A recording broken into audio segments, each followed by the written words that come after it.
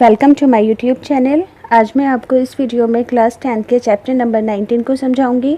इस चैप्टर का नाम है ए शरीफ इंसानों, जो कि एक नज़्म है और इस नज़्म को लिखा है साहिर लुधियानवी ने। तो इस वीडियो में मैं आपको इस नज़्म से मुताल्लिक सभी अल्फाज मायने पढ़कर समझाऊंगी, जो कि आपको स्पेलिंग के साथ लर्न करने हैं ताकि आपकी उर्दू स्ट्रॉन्ग हो और आपकी वर्ड पावर बढ़े। और फिर इस नज़्म से मुताल्लिक सभी अशार की तशरीह करना सिखाऊंगी, टेक्स्ट बुक के क्वेश्चन आंसर और ग्रामर से रिलेटेड भी सभी क्वेश्चन आंसर समझाऊंगी। पर सबसे पहले इस नज़्म के शायर का तारुफ पढ़ेंगे। साहिर लुधियानवी, इनका जन्म 1921 में और इनका इंतकाल 1980 में हुआ। साहिर का असली नाम अब्दुल हई था। वे साहिर लुधियानवी के नाम से मशहूर हुए। लुधियाना पंजाब में ये पैदा हुए। ज़मानाए तालिब इल्मी में, यानी कि जब वे स्टूडेंट थे, इन्हें तब से ही शार कहने का शौक़ था, यानी कि ये शार कहने लगे थे।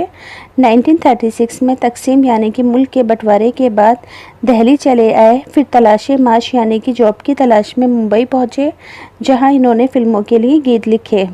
साहिर ने अपनी शायरी से हिंदुस्तानी फ़िल्मों में गानों के मय्यार को बहुत बुलंद किया और अपने ज़माने के वे सबसे मशहूर गीतकार थे।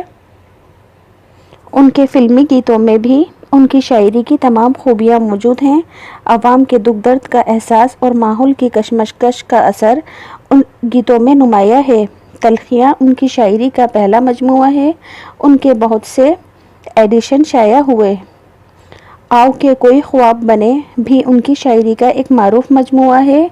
गाता जाए बंजारा में साहिर के फ़िल्मी गीत यकजा कर दिए गए हैं। साहिर की परछाइयाँ उर्दू की तवील नज़मों में एक ख़ास हैसियत रखती हैं। तो आपको इंट्रो को कई बार देखना है, तो ये आपको इजीली लर्न होगा। अब सबक से मुतालिक अल्फाज मायने पढ़कर समझाऊंगी मैं आपको स्पेलिंग के साथ ही लर्न करने हैं ताकि उर्दू स्ट्रॉन्ग हो सके आपकी। नस्ल आदम का मतलब होता है आदम की नस्ल, यानी कि तमाम इंसान। मगरिब होती है, मगरिब का मतलब होता है पश्चिम। एहतियात यानी कि ज़रूरत। रूह तामीर यानी कि तामीर का जज्बा, ज़िंदगी को बनाने या संवारने की ख्वाहिश। मशरिक़ पूरब, फ़तेह जीत। आलम दुनिया। ज़ीस्त यानी कि ज़िंदगी। जश्न खुशी की तकरीब या फिर चहल पहल। नज़म के बंद की तशरीह करना सिखाऊंगी, तो पहले ये पढ़कर बताती हूँ मैं आपको। खून अपना हो या पराया हो, नस्ल आदम का खून है आखिर। जंग मशरिक़ में हो के मगरिब में, आमने आलम का खून है आखिर। बम घरों पर गिरे या सरहद पर, रूह तामीर ज़ख्म खाती है। खेत अपने जलें के गैरों के, ज़ीस्त फाकों से तिल मिलाती है।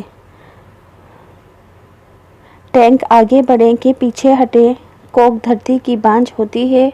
फतेह का जश्न हो कि हार का सोग, ज़िंदगी मैयतों पे रोती है। तशरीह करने के लिए सबसे पहले सया को सबाक लिखते हैं। तो इसमें लिखा जाएगा मंदरजा बाला अशार नज़्म ए शरीफ इंसानों से लिए गए हैं, जिसे साहिर लुधियानवी ने लिखा है। अब इसकी तशरीह इस तरह से होगी। इन अशार में शायर कहता है कि खून अपना हो या पराया, बहरहाल इंसान का खून है। अपने फ़ौजी मरे या दुश्मन के, खून तो इंसान का बहता है। जंग मशरिक़ में लड़ी जाए या मगरिब में, इससे अमन आलम तबाह होता है। बम घरों पर गिराए जाएं या सरहद के खेतों पर, इससे तामीर की रूह ज़ख्मी होती है। अपने खेत चले या गैरों के खेत जलाए जाएं, तबाह तो फसलें ही होती हैं, जिससे भूख में इजाफा होता है। टैंक आगे बढ़े या पीछे हटे, इनके चलने से ज़मीन ही तो रौंदी जाती है।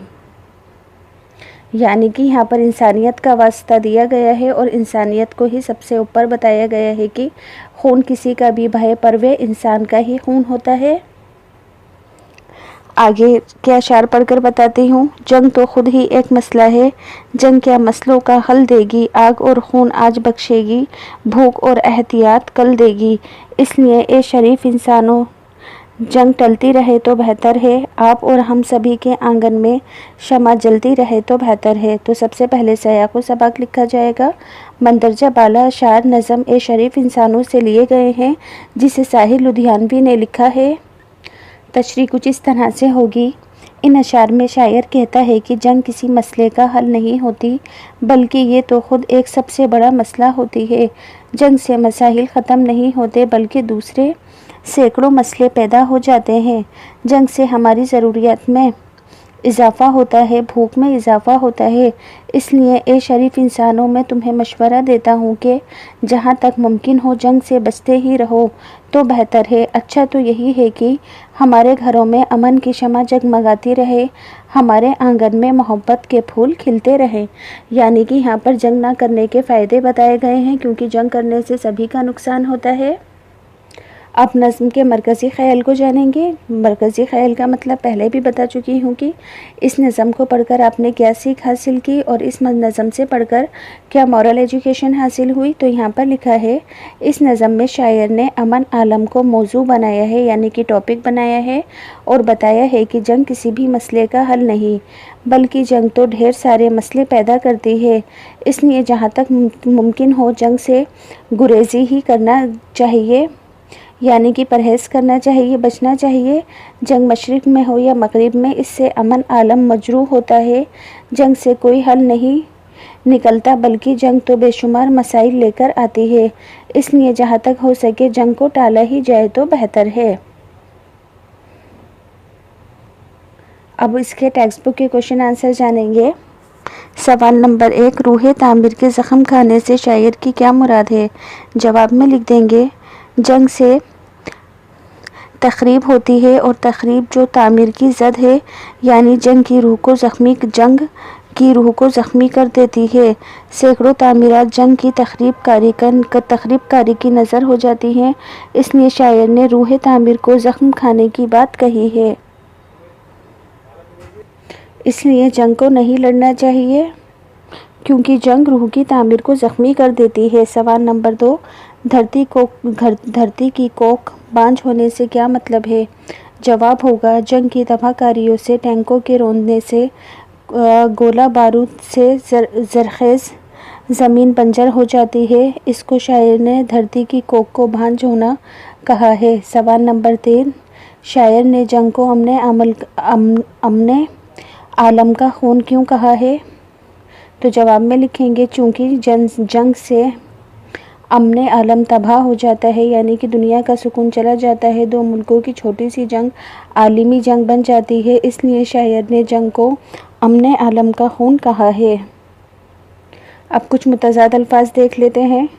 جنگ کا متضاد ہوتا ہے جنت، کا متضاد ہوتا ہے جہنم، خوشبو کا متضاد بدبو، صبح کا متضاد شام، نیک کا متضاد بد، رحمان کا متضاد شیطان۔